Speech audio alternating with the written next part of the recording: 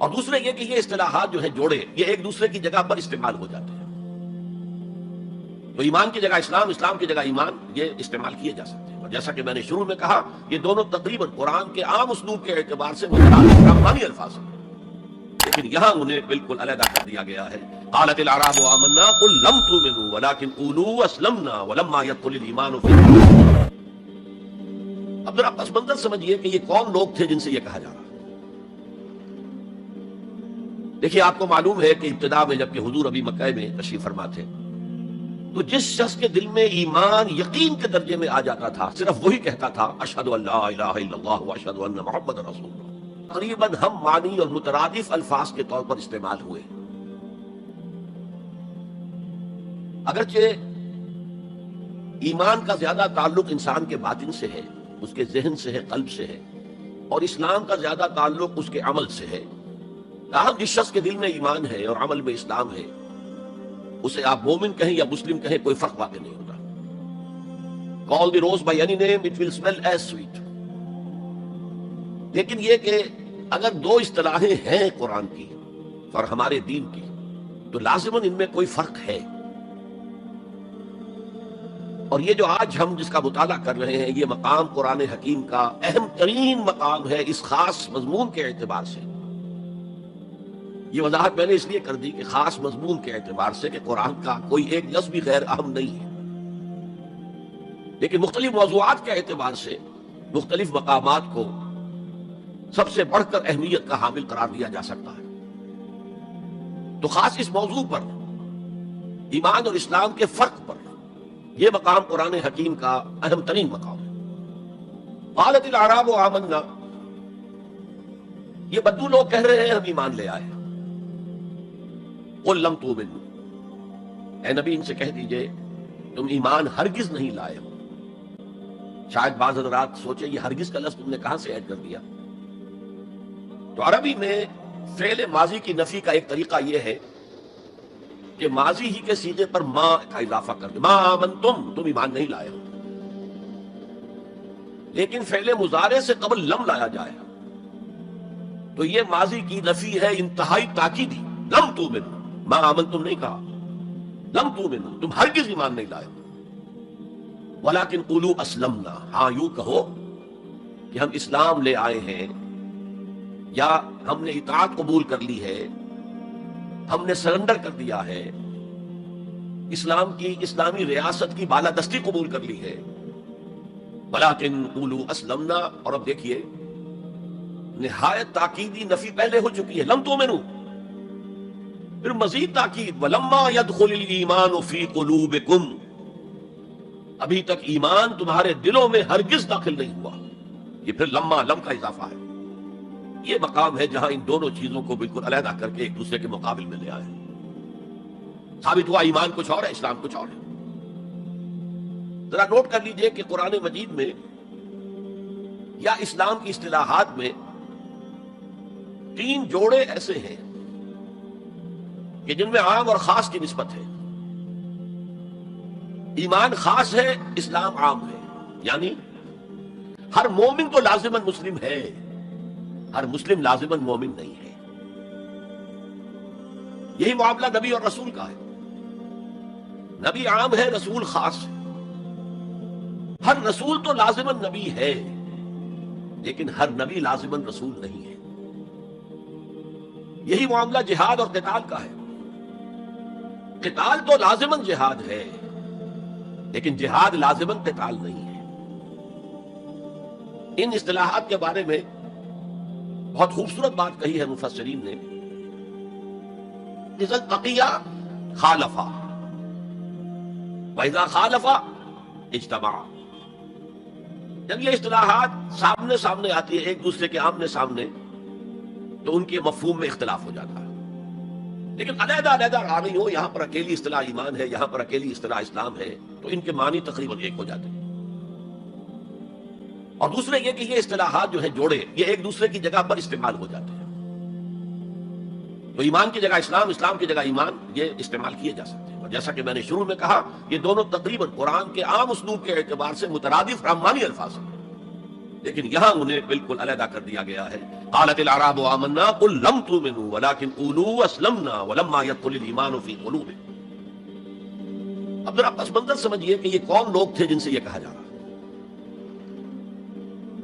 دیکھیے آپ کو معلوم ہے کہ ابتدا میں جب کہ حضور ابھی مکہ میں تشریف فرما تھے تو جس شخص کے دل میں ایمان یقین کے درجے میں آ جاتا تھا صرف وہی کہتا تھا اشہد ان لا الہ الا اللہ واشہد ان محمد رسول اللہ. گویا کہ ایمان پہلے آتا تھا، اسلام بعد میں آتا تھا، اس لیے کہ انہیں معلوم تھا کہ اسلام کے اعلان کا مطلب کیا ہوگا. گویا کہ اپنے معاشرے کو میں چیلنج کر رہا ہوں، اپنے خاندان سے ہی نہیں اہل و عیال سے بھی کٹ جانے کے لیے تیار ہوں. جو شخص اس حد تک یقین کا حامل ہو جاتا تھا وہ پھر اسلام کا اعلان کرتا تھا. لیکن رفتہ رفتہ صورت بدلی، خاص طور پر ہجرت کے فوراً بعد.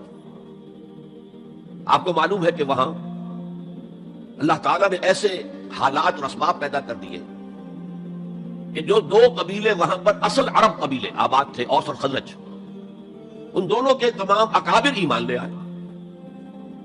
اور قبائلی زندگی کا معاملہ آپ کو معلوم ہے کہ اگر سرداروں نے ایمان قبول کر لیا تو پھر دونوں قبیلوں نے ایمان قبول کر لیا. لیکن یہاں کیفیت اب وہ نہیں تھی. یقیناً بہت سے لوگ ان میں وہ تھے جنہوں نے دل کے ساتھ ایمان قبول کیا تھا، اس کے فیس ویلیو پر تسلیم کیا تھا. لیکن بہت سے لوگ وہ بھی تھے کہ جو یہ دیکھ کر کے پورا قبیلہ اسلام لا رہا، چلو ہم بھی شامل ہو جائیں. یہ صورت تبدیل ہونی شروع ہو گئی. یعنی ان کے حد تک اسلام پہلے آ گیا، پھر رفتہ رفتہ حضور کی معیت میں رہے، حضور کی صحبت حاصل رہی اور اس سے استفادہ کیا تو ایمان بھی پیدا ہوتا چلا گیا. اب یہاں اسلام پہلے آیا، ایمان بعد میں آیا. یہی کیفیت ہماری ہے آج. ہم مسلمان تو پیدائشی طور پر ہیں، مسلمان والدین کے گھر میں پیدا ہوئے، اللہ یہ کہ کوئی اور کسی دوسرے مذہب سے تعلق رکھنے والا ایمان قبول کرتا ہے، اسلام قبول کرتا ہے تو اسے بھی اپنے خاندان سے کٹنا پڑتا ہے. اسے اسی طرح کے حالات سے، چاہے وہ مار پیٹ اور وہ پرسیکیوشن اور وہ تشدد اور وہ ٹارچر نہ ہو جو ہو رہا تھا مکہ مکرمہ میں، لیکن بہرحال کافی کچھ قیمت انسان کو ادا کرنی پڑتی ہے اپنے اسلام کے قبول کرنے کی. لیکن ہماری 99,999 فی لاکھ جو اکثریت ہے وہ تو انہی پر مشتمل ہے جو آباء و اجداد کی وجہ سے due to accident of birth مسلمان ہیں. تو اسلام تو پیدائشی طور پر مل گیا، پیدا ہوتے ہی داہنے کان میں اذان پڑھی گئی، بائیں میں اقامت کہی گئی. بڑا عجیب سا نکتہ ہے، ایک صاحب نے جب بیان کیا تو میں واقعی چونک گیا. انسان کی پیدائش کے وقت اذان دی گئی اور اقامت کہی گئی، نماز کوئی نہیں. اور اس کے انتقال کے وقت نماز پڑھی گئی بغیر کسی اذان کے، بغیر کسی اقامت کے. گویا کہ اس نماز کی اذان اور اقامت پیدائش کے وقت ہے جو نماز جنازہ کی شکل میں اس کی موت کے وقت پڑھی جا رہی ہے.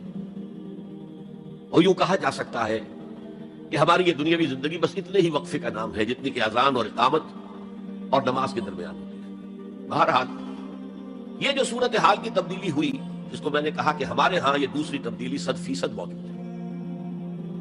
یہ تبدیلی اپنے کلائمیکس کو پہنچ گئی جب حضور کو اللہ تعالیٰ نے اتنی کامیابی عطا کی کہ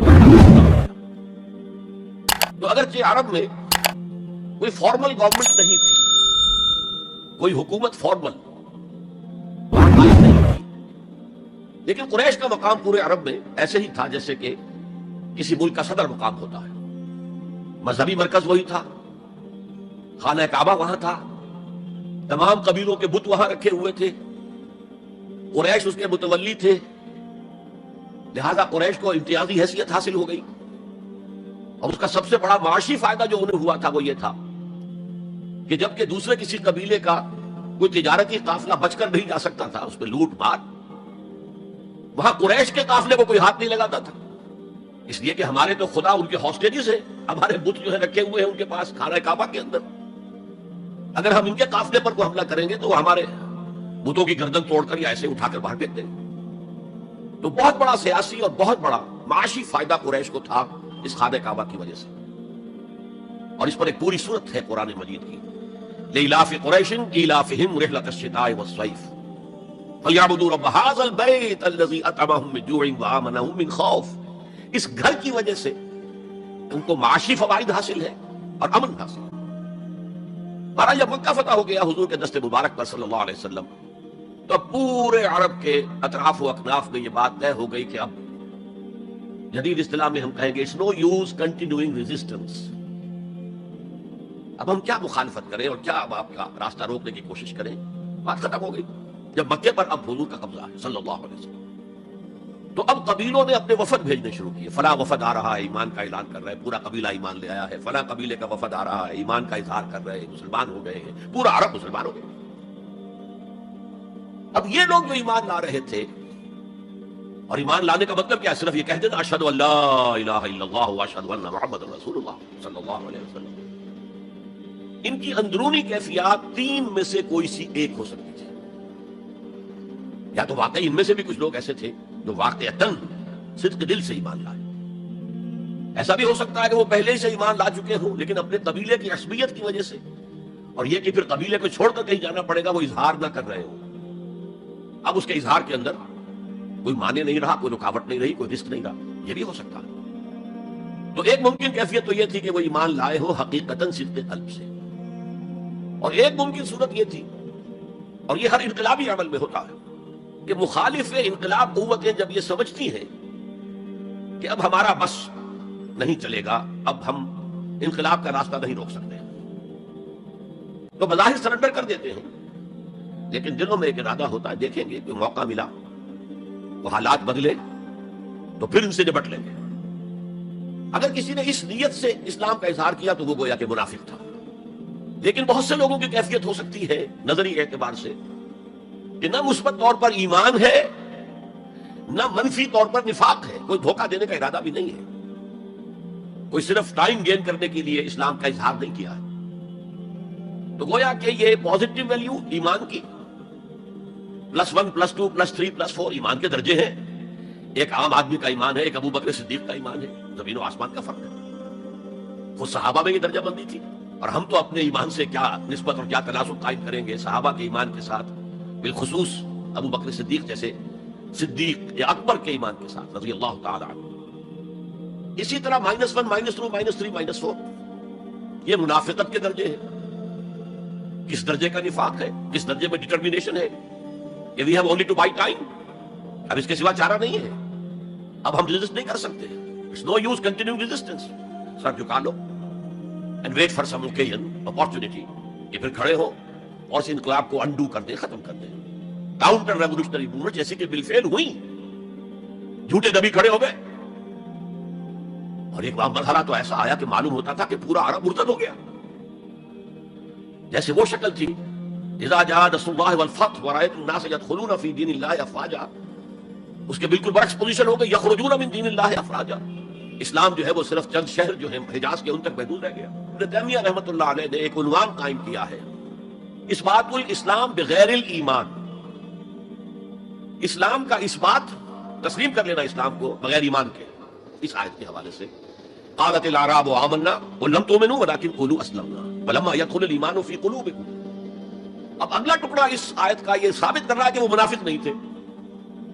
وَإِن تُطِيعُوا اللَّهَ وَرَسُولَهُ لَا يَلِدْكُم مِّنْ أَعْمَالِكُمْ شَيْئًا. اگر تم اللہ اور اس کے رسول کی اطاعت کرتے رہو، اس لیے کہ اسلام کے معنی یہ تو ہے، یہ تو لازماً کرنا ہوگا. وہ دور جو ہے آج کی طرح تو نہیں تھا کہ نماز نہ پڑھو تب بھی مسلمان، پڑھو تب بھی مسلمان، کروڑ پتی ہونے کے باوجود حج نہ کرو تب بھی مسلمان. تو یہ بات تو نہیں تھی اس وقت. تو یہ کہ اطاعت تو کرنی پڑتی تھی، اس لیے کہ اطاعت تو ظاہر ہو جاتی ہے، کوئی کر رہا ہے کون نہیں کر رہا ہے. ایک چھوٹی سی بستی مدینے کی، ان میں کون نماز پڑھ رہا ہے کون نہیں پڑھ رہا صاف واضح ہوتا تھا. لہذا منافقین کو بھی آ کر نماز پڑھنی پڑتی تھی، بلکہ جو رئیس المنافقین تھا وہ ہمیشہ پہلی صف میں ہوتا تھا. اور جب حضور صلی اللہ علیہ وسلم خطبہ دینے کے لیے کھڑے ہوتے تھے تو پہلے وہ کھڑا ہوتا تھا اور کہنا لوگوں دیکھو ان کی بات توجہ سے سنو، یہ اللہ کے رسول ہے. وہ اپنی اہمیت جتانے کی خاطر، اس لیے کہ یہ جو اوس اور خزرج کے دو قبیلے تھے، ان میں اوس کا قبیلہ چھوٹا تھا، خزرج کا بڑا تھا، اور اس کا سردار یہ تھا سب سے بڑا. اور اس کے لیے طے ہو چکا تھا، مدینے والے اس ضرورت کو محسوس کر رہے تھے کہ یہاں 5 قبیلے آباد ہیں، اور 2 تو قدیم عرب کے ہیں جو یمن سے آ کر آباد ہوئے، اوس اور خزرج، اور 3 عرب سے باہر سے آئے ہوئے ہیں یہودی قبائل، بنو قینقاع، بنو نذیر یا نذیر اور بنو قریظہ. اب 5 قبیلوں کا ایک شہر ہے. ہر قبیلے کا نظام تو اپنی جگہ مستحکم ہے، اس کا ایک سردار ہے اور اس کی بات قبیلے والوں کو ماننی ہے. لیکن ان 5 کے درمیان معاملات جو ہیں، کوئی آربیٹریٹر ہونا چاہیے، کوئی ایک ایسا ہونا چاہیے شخص کہ جس کی بات وہ 5 سنے اور مانے. اس لیے انہیں بادشاہ کی ضرورت محسوس ہوئی کہ کسی کو ہم اپنا بادشاہ بنا لیں. اور قرہ فال بنامے من دیوانہ زدن عبداللہ ابن ابی اس کے بارے میں طے ہو گیا یہ ہمارا بادشاہ ہوگا. اس کے لیے تاج تیار ہو گیا سونے کا. تاج پوشی باقی تھی کہ حضور تشریف لے آئے بے تاج بادشاہ کی حیثیت سے. اس کے سارے خواب بکھر گئے. لہذا منافق اول بھی وہ اور رئیس المنافقین بھی وہ. ایمان تو وہ بھی لے آیا اگر لایا ذرا لیٹ غزوہ بدر کے بعد، لیکن یہ ہے کہ وہ ایمان لایا تھا اسی انداز کا کہ ابھی دیکھیں گے، ہوا دیکھو، ہوا کا رخ دیکھو، تیل دیکھو، تیل کی دھار دیکھو، کوئی حالت ایسی ہو جائے کہ پھر معاملہ تلپٹ کر دیا جائے. تو یہاں کہا جا رہا ہے وَإِن تُطِيعُوا اللَّهَ وَرَسُولَهُ لَا يَلِدْكُم مِّنْ أَعْمَالِكُمْ شَيْئًا، جبکہ منافق کا کوئی عمل بھی قبول نہیں. لیکن یہاں فرمایا گیا کہ اگر تم اللہ اور اس کے رسول کی اطاعت کرتے رہو گے تو اللہ تعالیٰ تمہارے اعمال کے اجر و ثواب میں کوئی کمی نہیں کرے گا.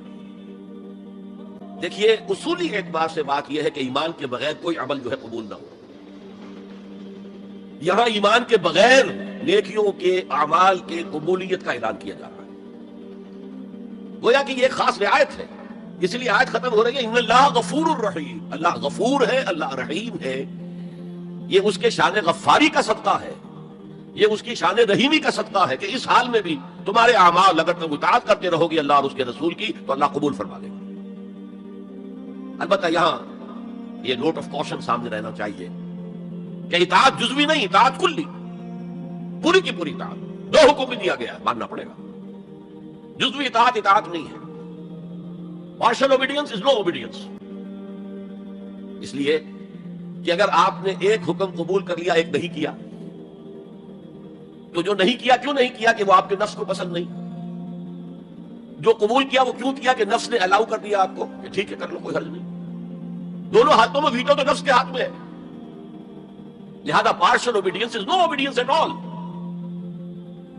چنانچہ اس پر جو وعید آئی ہے سورہ بقرہ کی آیت نمبر 85 میں افتؤمنون ببعض الکتاب وتکفرون ببعض، تو کیا تم ہماری کتاب اور شریعت کے ایک حصے کو مانتے اور ایک کو نہیں مانتے؟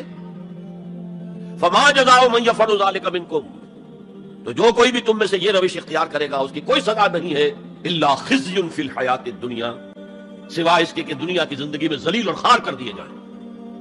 وَيَوْمَ الْقِيَامَةِ يُرَدُّونَ إِلَىٰ أَشَدِّ الْعَذَابِ، اور قیامت کے دن شدید ترین عذاب میں جھونک دیے جائیں. وَاللَّهُ بِغَافِلٍ عَمَّا تَعْمَلُونَ، اور جو کچھ تم کر رہے ہو اللہ اس سے غافل نہیں ہے. تم اپنی ظاہری ٹیپ ٹاپ سے، اپنے داڑھیوں کے طول سے اللہ کو دھوکہ نہیں دے سکتے، اپنے عمروں اور حجوں کی تعداد سے اللہ کو دھوکہ نہیں دے سکتے. He sees you through and through، تمہارے باطن کو دیکھتا ہے، تمہارے دل کو دیکھتا ہے. اسے معلوم ہے کہ تم نے حج تو کیا، حرام کی کمائی سے کیا ہے. بہرحال یہ بڑی شدید وعید والی آیت ہے قرآن مجید کہ جس کا نقشہ ہماری نگاہوں کے سامنے آج دنیا میں مسلمانوں کی کیا وقت ہے، کیا حیثیت ہے. 1.25 ارب سے لے کر 1.5 ارب تک کی تعداد ہے جو آنکی جاتی ہے مسلمانوں کی دنیا میں. گویا کہ ہر چوتھا یا ہر 5واں انسان مسلمان ہے. کتنا بڑا رقبہ ان کے قدموں تلے ہے.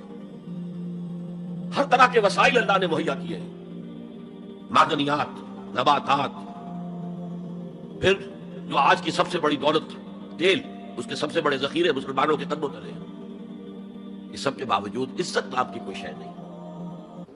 بین الاقوامی معاملات میں کوئی ہم سے رائے لیتا ہی نہیں. کسٹمی پرست کے بھیا کیسٹی تم ہو کون، تمہاری رائے کیا؟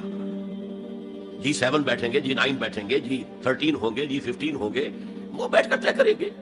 کوئی مسلمان ملک نہ G7 میں نہ G15 میں، جسے ہم محاورے میں کہتے ہیں نہ 3 میں نہ 13 میں. یہ ہے ہماری عزت آج دنیا میں. اکثر مسلمان ملکوں کی حکومتیں امریکہ کی جیب میں ہیں. یہ ہے ہماری حیثیت. تو ذلت جو ہے وہ تو آج ہم پر ہے مسلط. فما جزاء من يفعل ذلك منكم الا خزي في الحياة الدنيا ويوم القيامة. اب یہ قیامت کے دن کی بات جو اللہ فرما رہے ہیں، دعا ہی کی جا سکتی ہے کہ اللہ تعالیٰ اس سے بچا لے، کرم فرمائے، اپنی شان غفاری اور شان رحیمی سے ہمیں اس روز کی ذلت سے اور شدید ترین عذاب میں جھونک دیے جانے کی جو یہاں پر خبر سنائی جا رہی ہے، وعید سنائی جا رہی ہے، اللہ تعالیٰ اس سے بچا لے. تو اس آیت کو اب آپ سامنے رکھیے. البتہ ایک بات میں اور آپ سے عرض کر دوں کہ جو کیفیت اس آیت میں سامنے آئی ہے یہ مستقل نہیں رہ سکتی. اگر کوئی شخص واقعتاً چاہے آغاز میں اس کا دل پازیٹیولی ایمان سے خالی تھا لیکن ساتھ ہی نیگیٹو نفاق سے بھی خالی تھا، کہہ سکتے ہیں زیرو لیول ہے، پلس ویلیوز اور مائنس ویلیوز کے درمیان زیرو آئے گا. تو باطن کے اعتبار سے چاہے وہ زیرو لیول پر تھا، لیکن اگر وہ اطاعت کرتا رہا، نماز پڑھتا رہا، روزہ رکھتا رہا، زکوٰۃ دیتا رہا، حرام چیزوں سے بچتا رہا، فرائض ادا کرتا رہا، تو اس سے لازماً ایمان پیدا ہو جائے گا اس کے دلوں میں. اس لیے کہ یہ دو طرفہ پروسیس ہے، بائی لیٹرل. ایمان سے عمل پیدا ہوتا، عمل سے ایمان پیدا ہوتا. عمل انسان جب کرتا ہے، اللہ کی راہ میں قربانیاں دیتا ہے، زادتہم ایمانا، ان کے ایمان میں اضافہ ہو گیا. اچھا، اب یہ ہے پس منظر ایمان اور اسلام کا فرق. اب اس کے حوالے سے یہ بھی اس سے پہلے اگرچہ میں اشارے کر چکا ہوں، اسلام کی جو تعریف کی گئی ہے، متفق علیہ روایت ہے حضرت عبداللہ ابن عمر سے رضی اللہ تعالی عنہما، بنی الاسلام علی خمس، اسلام کی عمارت 5 چیزوں پر قائم ہے. شہادت اللہ الہ الا اللہ وان محمد رسول اللہ، واقام الصلاۃ وایتاء الزکاۃ وصوم رمضان وحج البیت من استطاع الیہ سبیلا. کلمہ شہادت ہے کہ میں گواہی دیتا ہوں اللہ کے سوا کوئی معبود نہیں، اور میں گواہی دیتا ہوں کہ محمد صلی اللہ علیہ وسلم اللہ کے رسول.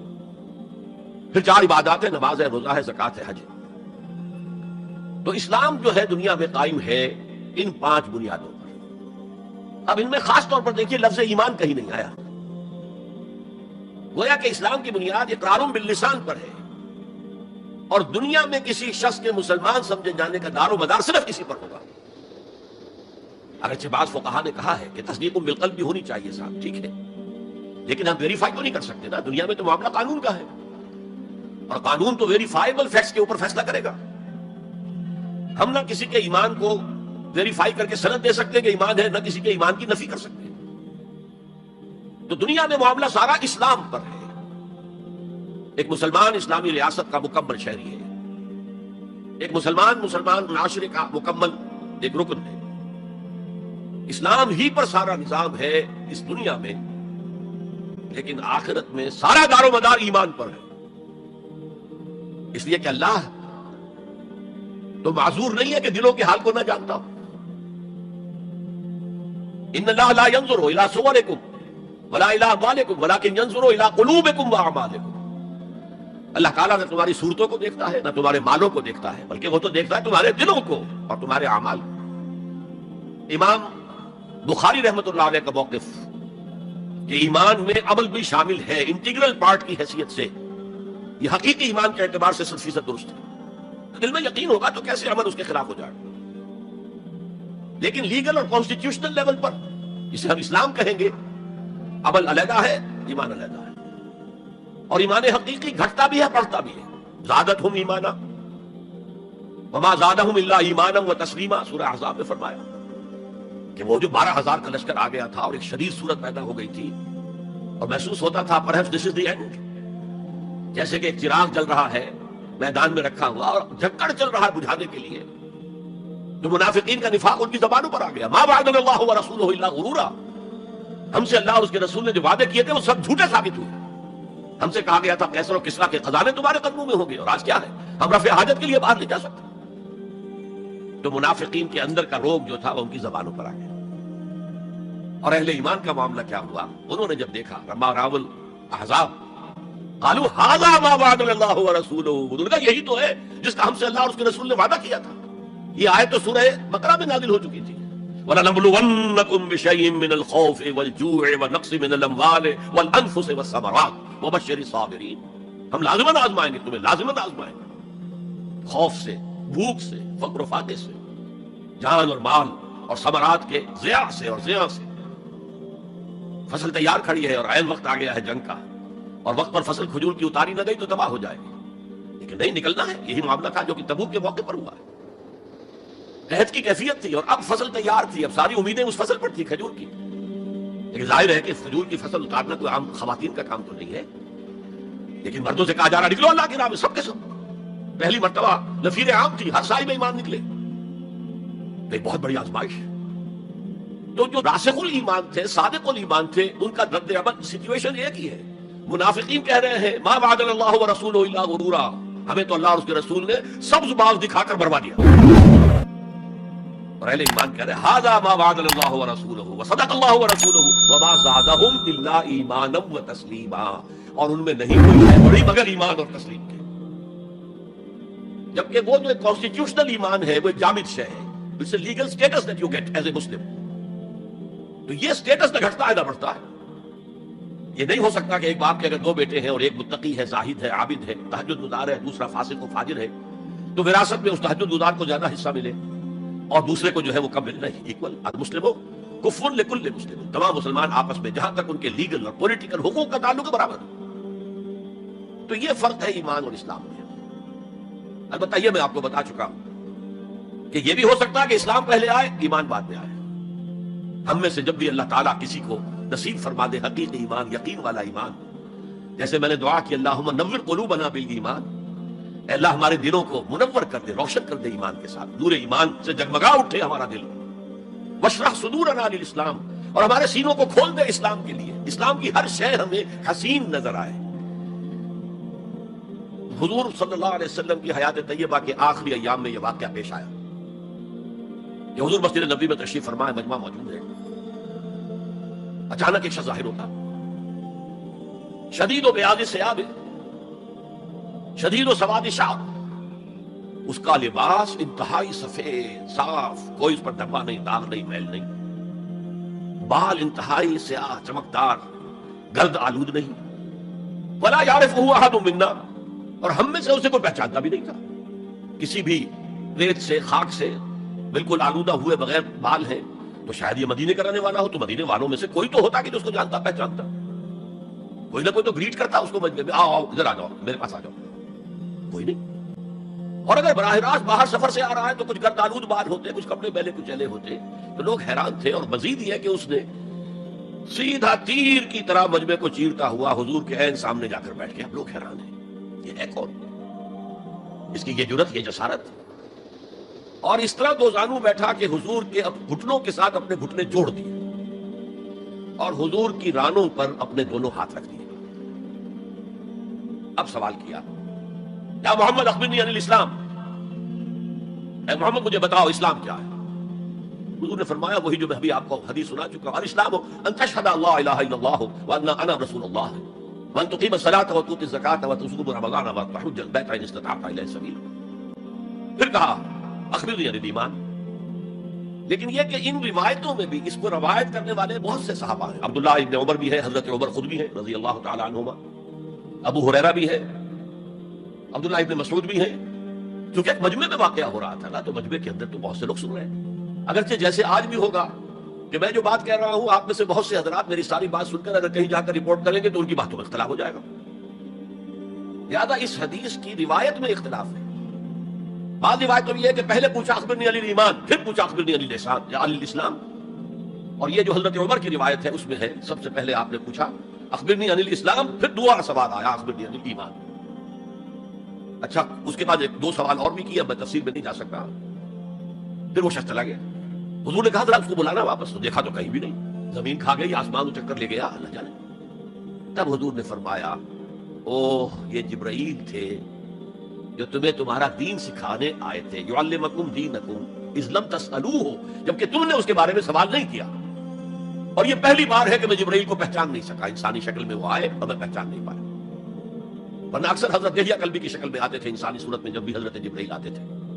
حضرت دہیہ کلبی جو ہے وہ بہت ہی حسین جوان رانا, ان کی شکل میں آتے تھے. بہرحال یہ اتنا اہم مسئلہ ہے کہ اس کو کلیئر کرنے کے لیے کہ دودھ کا دودھ پانی کا پانی علیحدہ ہو جائے. ایمان کیا ہے, اسلام کیا ہے. دنیا کا نظام اسلام پر ہے, ایمان پر نہیں ہے. آخرت کا معاملہ ایمان پر ہے, اسلام پر نہیں ہے. وہ شخص مسلمانوں کا بہت بڑا قائد ہو, بہت بڑا لیڈر ہو, لیکن ہو سکتا ہے آخرت میں زیرو ہو. میں حدیث سنا چکا ہوں آپ کو, ایک شخص دنیا میں شہید سمجھا جا رہا تھا, ایک شخص دنیا میں بہت بڑا عالم سمجھا جا رہا تھا, ایک شخص دنیا میں بہت بڑا سخی سمجھا جا رہا تھا, اور اللہ نے سب کے دعوے جو ہے ان کی نفی کر دی. تم نے جنگ کی تھی اس لیے لیقال جریون کہا جائے, بہت ہی جری آدمی ہے صاحب, بہت بہادر آدمی, کیا کہنے اس کے. لیقال سخیون, بھائی بڑا سخی آدمی ہے, سخاوت کے دریا بہا دیے اس نے. بھائی بہت بڑا عالم ہے, اس سے علم کا کتنا جو ہے لوگوں کو فیض پہنچا ہے. فقط قیلا, یہ تمہارا مقصود تھا, وہ مقصود دنیا میں حاصل ہو چکا, تمہاری شہرت کے ڈنکے بج چکے, اب یہاں تمہارے لیے کچھ نہیں. اور پھر اللہ حکم دے گا اور فرشتے منہ کے بل گھسیٹتے ہوئے اسے جہنم میں جھونک دیں گے. تو وہ اسلام وہاں کام نہیں آئے گا, بلکہ اسلام کیا, اسلام پر اتنی اضافی خوبیاں بھی کام نہیں آئیں گی اگر دل میں ایمان نہیں اور اس کے نتیجے میں نیت درست نہیں. حقیقت البر پر ہم گفتگو کر چکے ہیں, دیکھیے کہ اصل حقیقت کیا ہے. اسی موضوع پر اصل میں امام ابو حنیفہ جو فقیہ ہے ان کی کوئی کتاب اور تصنیف فقہ پر نہیں ہے، وہ سارے ان کے شاگردوں کے فتاوی ہیں جو بعد میں مرتب ہوئے۔ ہاں ان کی ایک تصنیف ہے الفقہ الاکبر، بڑی فقہ جو میجر ایشوز ہیں، مسلمان کون ہے اور مسلمان گناہ کبیرہ کرے تو کافر ہو جاتا یا نہیں ہو جاتا۔ بعض احادیث سے ثابت ہوتا ہے کہ وہ تو کافر ہو گیا، ایمان سے محروم ہو گیا۔ میں وہ حدیث سنا چکا ہوں آپ کو، واللہ لا یؤمن واللہ لا یؤمن واللہ لا یؤمن، خدا کی قسم وہ شخص مومن نہیں، خدا کی قسم وہ شخص مومن نہیں، خدا کی قسم وہ شخص مومن نہیں۔ صحابہ لرز گئے، کانپ گئے، قیل من یا رسول اللہ، حضور کس کے بارے میں ارشاد فرما رہے ہیں؟ فرمایا الذی لا یامن جارہ بوائقہ، وہ شخص کہ جس کی ایذا رسانی کی وجہ سے اس کا پڑوسی چین میں نہیں ہے، امن میں نہیں، سکون میں نہیں۔ تو بظاہر تو نتیجہ نکلا کہ ایمان کی اتنی نفی ہو رہی تو کافر ہے، اور یہی سب سے بڑی غلطی جو سب سے پہلا فرقہ پیدا ہوا اسلام میں وہ اسی بنیاد پر ہوا تھا۔ خوارج کا موقف یہی تھا، گناہ کبیرہ کا مرتکب کافر ہے، اور کافر ہے تو گویا کہ مرتد ہے، اور مرتد ہے تو واجب القتل ہے، اس کا مال بھی تم پر مباح ہے کہ لے لو اور قبضہ کر لو، اس کی بیویاں بیٹیاں بھی تم پر مباح ہے کہ انہیں اپنی کلیجے بنا لو۔ حالانکہ بڑے متقی لوگ تھے خوارج، حضرت علی کو بہرحال ان سے جنگ کرنی پڑی، 4000 خوارج جو ہے جنگ نہروان کے اندر قتل ہوئے، اور پھر خوارج کی تکفیر پر امت کا اجماع ہوا کہ وہ دائرہ اسلام سے خود خارج ہو گئے۔ ان موضوعات پر امام ابو حنیفہ کی تسلیم اپنی ہے، گناہ کبیرہ سے بھی وہ شخص کافر نہیں ہوتا۔ بہرحال ہمارا جو اصل موضوع ہے اس کی طرف میں آ رہا ہوں۔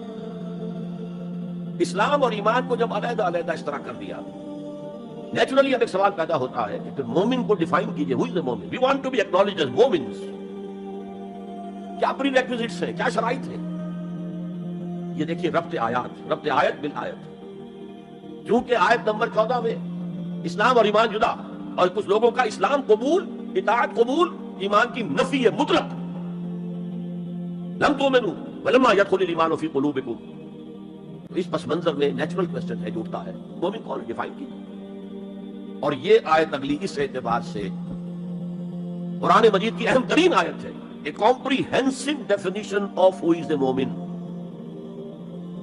جس کو اصطلاح میں کہا جاتا ہے جامع و مانع تعریف۔ جامع اور مانع تعریف، کسی چیز کو ڈیفائن کریں اس طریقے سے کہ کوئی شے جو اس کے باہر ہے وہ اس میں داخل نہ ہو جائے، اور کوئی شے جو اس کا جز ہے باہر نہ رہ جائے، جامع بھی ہو اس کے تمام اجزاء اس میں آ جائے، اور مانع ہو کہ کوئی شے جو اس سے مناسبت نہ رکھتی ہو اس میں شامل نہ ہو سکے۔ جامع و مانع تعریف مومن کی وہ اس آیت میں، آیت نمبر 15، انما المؤمنون الذين آمنوا بالله ورسوله ثم لم يرتابوا۔ اب یہاں بھی وہ اسلوب حصر ہے، انما، اور حصر کا مفہوم میں کئی دفعہ سمجھا چکا ہوں کہ آپ کہیں کہ زید عالم ہے، اس سے دوسروں کے علم کی نفی نہیں ہوئی، اور بھی ہو سکتے ہیں۔ زید ہی عالم ہے تو دوسروں کی نفی ہو گئی کہ اس مجمع میں صرف ایک عالم ہے اور وہ زید ہے، باقی کوئی عالم نہیں، اسے حصر کہتے ہیں۔ تو میں نے چونکہ کہا ہے کہ موسٹ کمپریہنسو ڈیفینیشن آف ہو از اے مومن، اس کا آغاز بھی حصر سے ہے، اس کا اختتام بھی حصر پر ہے، انما کلمہ حصر ہے، اور آخر میں اولئک هم الصادقون، وہ بھی اسلوب حصر ہے۔ انما المؤمنون الذين آمنوا بالله ورسوله ثم لم يرتابوا، مومن تو صرف وہ ہے جو ایمان لائے اللہ پر اور اس کے رسول پر، پھر شک میں ہرگز نہیں پڑے۔ یہ پھر لم آ گیا، یہاں مرتابو نہیں آیا، لم یرتابو، ہرگز شک میں نہیں پڑے۔ یہ واحد مقام ہے قرآن کا جہاں پر کہ یہ لفظ اضافی طور پر آیا ہے ایمان کے بعد، ثم لم یرتابو، یرتابو بنا ریب سے، شک، الف لام میم ذالک الکتاب لا ریب فیہ، ارتابا یرتابو، شک میں پڑ جانا، ثم لم یرتابو، پھر شک میں ہرگز نہیں پڑے، ان کا دل ایمان پر یقین کے ساتھ معمور ہو گیا۔ چنانچہ پازیٹیو انداز میں یہی شان بیان ہوئی ہے صحابہ کی اکثریت کی، اسی سورہ حجرات میں فرمایا گیا صحابہ کرام سے، وَلَٰكِنَّ اللَّهَ حَبَّبَ إِلَيْكُمُ الْإِيمَانَ وَزَيَّنَهُ فِي قُلُوبِكُمْ، اللہ نے تو تمہارے نزدیک ایمان کو محبوب بنا دیا ہے اور تمہارے دلوں میں کھبا دیا ہے، مزین کر دیا تمہارے دلوں کو ایمان سے، منور کر دیا تمہارے دلوں کو ایمان سے۔ تو یہاں فرمایا انما المؤمنون الذين آمنوا بالله ورسوله ثم لم يرتابوا، اضافی شرط، وجاهدوا باموالهم وانفسهم في سبيل الله، اور جہاد کیا انہوں نے اپنے مالوں کے ساتھ اور جانوں کے ساتھ اللہ کی راہ میں۔ یہ دوسری تو یا جہاد کے بغیر کوئی ایمان نہیں، یہ جامع و مانع تعریف ہے۔ اولئک هم الصادقون، صرف یہ لوگ، یہ اگر دعویٰ کرے آمنا تو ٹھیک ہے، ان کا دعویٰ صحیح ہے، درست ہے، لیکن یہ دو پری ریکوزٹس پورے کرنے ہوں گے۔ اب اس کو میں سمجھانے کے لیے کہا کرتا ہوں کہ دیکھیے یہ 5 ارکان تو اسلام کے ہو گئے، کلمہ شہادت، نماز، روزہ، حج، زکات۔ اس میں جب حقیقی ایمان دلوں میں اتر جائے گا تو ایک تو رکن یہاں اضافی ہو جائے گا، یقین قلب، صرف گواہی نہیں، صرف وربل اٹیسٹیشن نہیں، یقین قلب۔ اور دوسرا عمل میں آ جائے گا جہاد فی سبیل اللہ۔ وہ پانچوں ارکان قائم رہیں گے۔ اسلام عام ہے، ایمان خاص ہے، تو اسلام کے 5 ارکان تو ہیں موجود، وہ تو شامل رہیں گے۔ اگرچہ ظاہر بات ہے جب دل میں یقین پیدا ہو جائے گا تو اب نماز کی شان کچھ اور ہوگی۔ ایک ہے چھدا اتارا جا رہا ہے، بس نماز ایک فقہی جو ہے وہ ہم نے ادا کر دی ہے، جس کو کہا گیا ہے کہ جیسے مرغہ ٹھونگے مارتا ہے ایسے سجدے کیے ہیں اور گئے۔ ایک نماز وہ ہوگی جسے حضور نے کہا الصلاۃ معراج المومنین، تو ایمان حقیقی کے ساتھ نماز کی شان کچھ اور ہوگی، اور ایک اس رسمی سے اسلام کے ساتھ نماز کی شان کچھ اور ہوگی۔ لیکن وہ 5 ارکان قائم رہیں گے، 2 کا اضافہ ہو جائے گا، شہادت کے بعد اس کے ساتھ یقین قلبی، اور ان 4 عبادات کے ساتھ جہاد فی سبیل اللہ۔ یہ جو رے آف لائٹ کا جو اسپیکٹرم بنتا ہے اسے پرزم میں سے جب گزارے تو 7 روشنیاں نظر آتی ہیں۔ وہ تو نظر آتی ہے، 2 اور بھی ہیں جو نظر نہیں آتی، الٹرا وائلٹ، انفرا ریڈ۔ یہ الٹرا وائلٹ ہے اور یہ انفرا ریڈ ہے جہاد والی، جس میں جانیں دینی پڑتی ہے، خون کا معاملہ بھی آتا ہے۔ یہ گویا کہ حقیقی ایمان کے 7 ارکان ہو جائیں گے، 5 جمع 2، تب وہ شخص مومن کہلانے کا مستحق ہوگا۔ قُلْ أَتُعَلِّمُونَ اللَّهَ بِدِينِكُمْ، اے نبی ان سے کہیے تم اللہ کو بتانا چاہتے ہو، جتلانا چاہتے ہو اپنا دین۔ میں چونکہ ہریانہ میں پیدا ہوا تھا، حصار میں، تو وہاں کی جو مقامی بولی تھی اس کی کچھ چیزیں یاد ہیں۔ تھوتھا چنا باجے گھنا، جو چنا اندر سے خالی ہو گیا، کیڑا کھا چکا ہے، اس کے اندر آواز زیادہ ہو جاتی ہے۔ خالی برتن زیادہ آواز دیتا ہے، برتن بھرا ہوا ہے تو ظاہر بات ہے ڈل ہو جائے گی۔ تو وہاں تھوتھا چنا، کھوکھلا چنا باجے گھنا، اس کی آواز جو ہے زیادہ آتی ہے۔ تو جن کے دلوں میں وہ ایمان نہیں تھا وہ بڑھ چڑھ کر کے ہم دیکھیں جی ہم تو اسلام لے آئے، ہم تو بغیر لڑے بڑے اسلام لے آئے۔ حضور ہمارے ساتھ تو خصوصی معاملہ ہونا چاہیے، ہمیں زکوٰۃ میں سے خصوصی حصہ ملنا چاہیے۔ یہ جو وہ جتلاتے تھے اپنے دین کو، تو فرمایا قُلْ أَتُعَلِّمُونَ اللَّهَ بِدِينِكُمْ، کہ اللہ کو اپنا دین جتلا رہے ہو۔ وَاللَّهُ يَعْلَمُ مَا فِي السَّمَاوَاتِ وَمَا فِي الْأَرْضِ، اللہ کو جو معلوم ہے جو کچھ آسمانوں میں ہے جو کچھ زمین میں ہے۔ وَاللَّهُ بِكُلِّ شَيْءٍ عَلِيمٌ، اللہ تو ہر چیز کا جاننے والا ہے۔ اگر حقیقی ایمان تمہارے دلوں میں تو اللہ کو معلوم ہے، اور جیسا ایمان تم لائے ہو اللہ جانتا ہے اس کو، آیا واقعی صدق دل کے ساتھ ہے یا نفاق کے اور دھوکے کے ساتھ ہے، یا یہ کہ خالی اسلام ہے، زیرو لیول ہے۔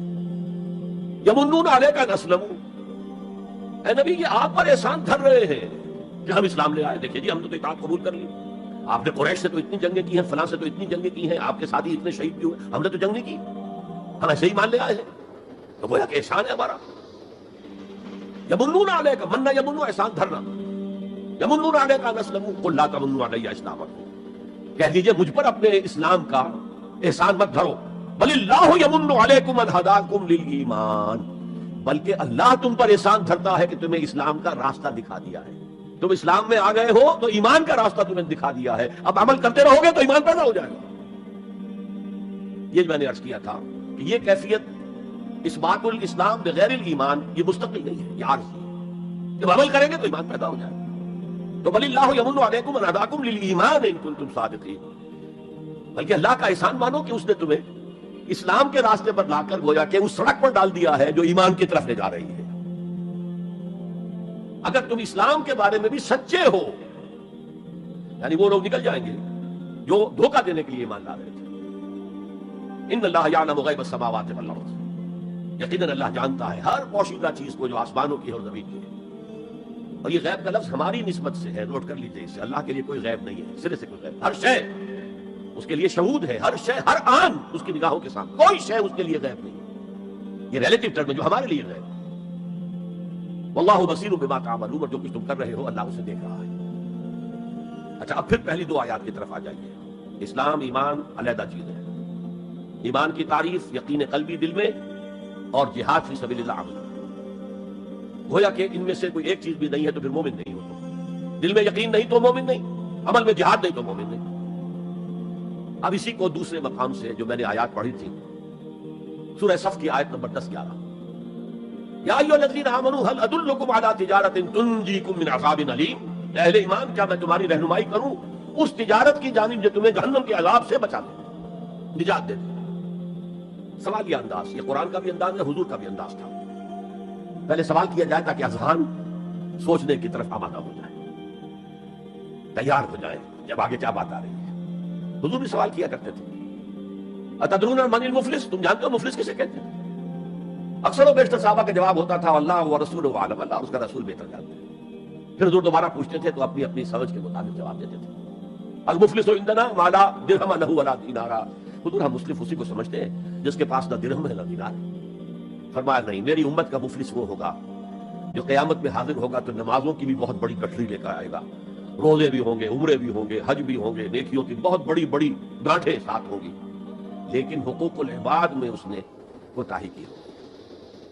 قد اکل مال ھذا، اس شخص کا مال ہڑپ کر لیا ہوگا غلط طریقے سے، بہنوں کا حصہ وراثت میں کھا لیا ہوگا، کسی پر تہمت لگائی ہوگی، کسی کی غیبت کی ہوگی، اور وہ سارے دعوے دار جمع ہو جائے، اللہ اس شخص نے میرے ساتھ یہ کیا، اللہ اس شخص نے میرے ساتھ یہ کیا، تو اس کی نیکیاں سب دے دی جائیں گی۔ اچھا بھائی وہاں کوئی اور کرنسی تو ہے نہیں کہ اتنے ہزار جرمانہ یا اتنا لاکھ جرمانہ، اچھا تم اس کی نمازیں دے جاؤ، تم اس کے روزے لے جاؤ، تم اس کے حج اور عمرے لے جاؤ، خالی ہو گیا، اور دعوے دار اب بھی باقی ہیں، تو ان کے گناہ اب ان کے حساب میں پڑنے شروع ہو گئے، اور وہ ان کے گناہوں کے بوجھ تلے دب تک جہنم میں جھونک دیا جائے۔ یہ مفلس ہے، یہ انداز تھا، یہ قرآن کا بھی انداز ہے اور یہی حضور کا انداز تھا۔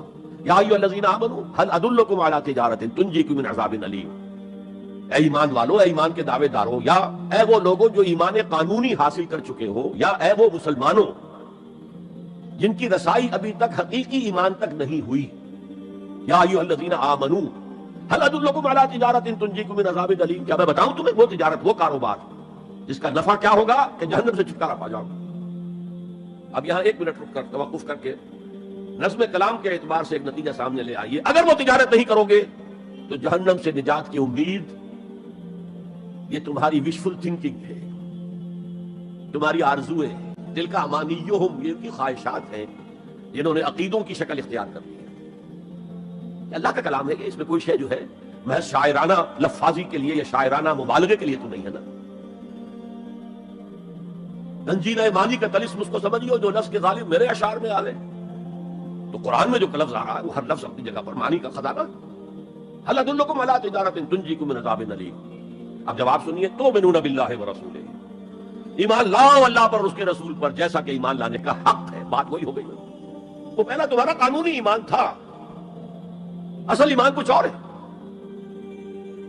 اسی کو سورہ نساء میں فرمایا یا ایھا الذین آمنوا آمنوا باللہ ورسولہ والکتاب الذی نزل علی رسولہ والکتاب الذی انزل من قبل، اے ایمان کے دعوے دارو ایمان لاؤ جیسا کہ ایمان لانے کا حق ہے، اللہ پر بھی اور اس کے رسول پر بھی، اور اس کتاب پر بھی جو اپنے رسول پر اس نے نازل فرمائی، اور اس کتاب پر بھی جو پہلے نازل کی تھی۔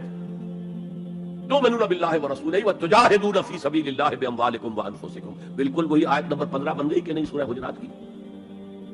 ایمان لاؤ اللہ پر اس کے رسول پر، یا ایمان رکھو اللہ پر اس کے رسول پر جیسے کہ ایمان کا حق ہے، اور جہاد کرو اللہ کے راہ میں اپنی جانوں اور مالوں کے ساتھ۔ تؤمنون باللہ ورسولہ وتجاہدون فی سبیل اللہ باموالکم وانفسکم ذالکم خیر لکم ان کنتم تعلمون، یہی تمہارے حق میں بہتر ہے اگر تم سمجھو، اگرچہ بظاہر تو گھاٹے کا سودا ہے دنیاوی اعتبار سے، اللہ کی راہ میں جہاد کرنا جان کا اندیشہ، قتال کے لیے نکلنا جان کا، جو اگر بس کے آ گئے تو ایک نئی زندگی سمجھیے، ورنہ انسان میدان جنگ میں جاتا ہے تو جان ہتھیلی پر رکھ کر جاتا ہے۔ مال مانگا جا رہا ہے اللہ کی راہ میں، مال دے کر دنیا میں تو بہرحال دولت کی کمی کا احساس ہوتا ہے نا، اگرچہ تمہیں گھاٹے کا سودا نظر آتا ہے، حقیقت میں یہی نفع کا سودا ہے اگر تمہارے پاس علم حقیقی ہے۔ اب ان دو مقامات سے جو نتیجہ میں نے نکالا، there can be no iman without jihad fi sabilillah, there can be no salvation on the day of judgment without jihad fi sabilillah۔ کس قدر اہم ہے جہاد فی سبیل اللہ کو اب سمجھنا، اس کے تقاضوں کو جاننا، اس کی شرائط کا فہم حاصل کرنا۔ اس ضمن میں جو دنیا میں آج غلط فہمیاں پھیلی ہوئی ہیں اور زبردستی پھیلائی بھی جا رہی ہیں جان بوجھ کر، اس کا اصل سبب ہم خود ہیں۔ ہماری بہت بڑی غلطی ہوئی، بہت بڑی غلطی ہوئی، بہت بڑی غلطی ہوئی کہ ہم نے جہاد اور قتال کو ہم مانی قرار دے دیا۔